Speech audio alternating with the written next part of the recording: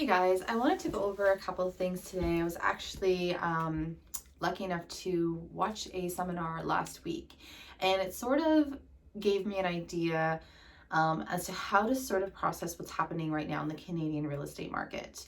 We are seeing an incredible seller's market in Ontario, which we have been seeing for the past almost a year now. And it's becoming a little bit hard to understand, first of all, why is it going to be continuing? And if it is going to be continuing, for how long? So I actually got some really great information from an economist for CIBC Capital Markets, Benjamin Tal. I'm sure everyone has heard of him. I'm sure you've watched his videos a million times and all that good stuff. So I do have some notes here, so I will be looking down quite a bit. I just want to make sure that there are some really great pieces of information that helped me sort of place everything and understand it, and I just didn't want to miss anything or get it wrong. So I'm going to be looking down quite a bit. But essentially, there are three different things I want to go over. The first one is interest rates. So we see prices rising, and we are all sort of like talking about how great interest rates are right now.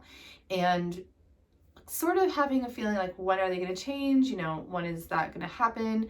And the landscape around that in general. And there are people out there who understand this 1,000 times better than me. I'm no expert. I'm not an economist, but I just wanted to go over a couple of things that I found really interesting, and I thought maybe you would too.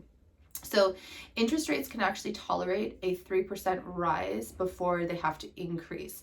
So he thinks we have about 2 to 3 more years before we see interest rates go up, which is important to note. Now, if you think about it, he says the Bank of Canada actually controls 32% of the bull market. And at this rate, they'll most likely be able to control 50% of the market.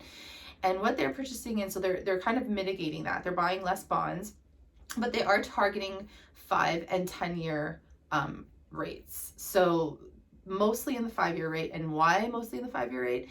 Because that's where mortgages are. And I think it's important to note that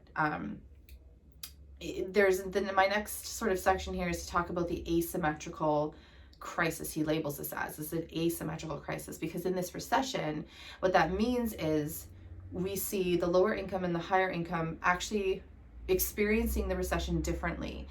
Typically in a recession, these two groups of people are affected the same. However, this is not the case this time. So what we have is a pent-up demand in the service sector.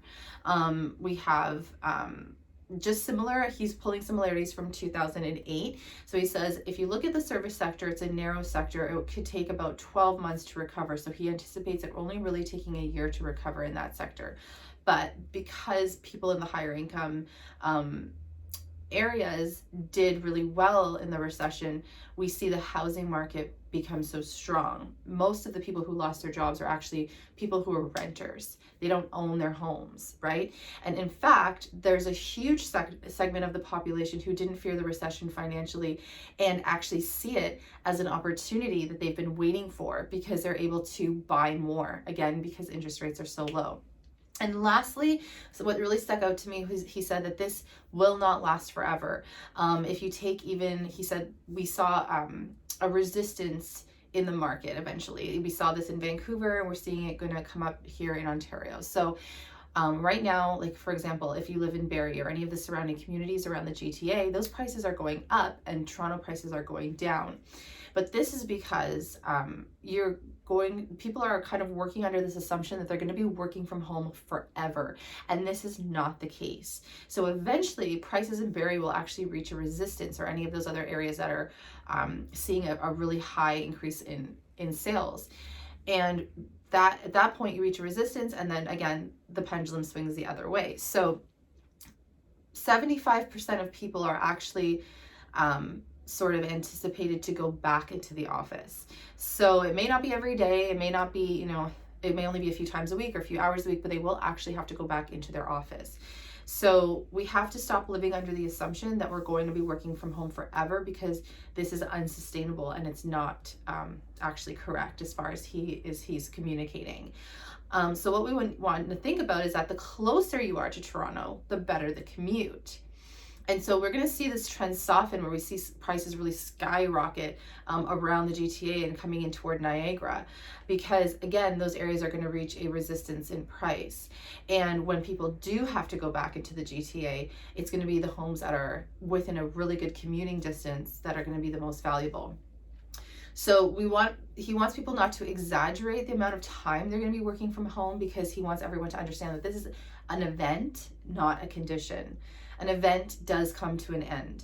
So essentially, for 2021, he anticipates a continuation of 2020, a really strong real estate market. It'll be similar to 2019, where there was a very low inventory, and then we should be back on track to business as usual by 2022, toward the middle of 2023. So I hope that kind of brought some light into what we're experiencing right now in the real estate market. I know it helped me sort of frame this a little bit better as well. Again, I'm not an expert by far, but you can actually, if you don't already know who Benjamin Tal is, you can look him up. He's got a ton of videos online. He's really informative, and I found that information really helpful. So I thought I would share it. Again, if you have any questions about your current home value, we're doing virtual home evaluations, we're doing virtual listing appointments. People are still listing their home, they're still selling their home, we're still doing deals every single week on the team.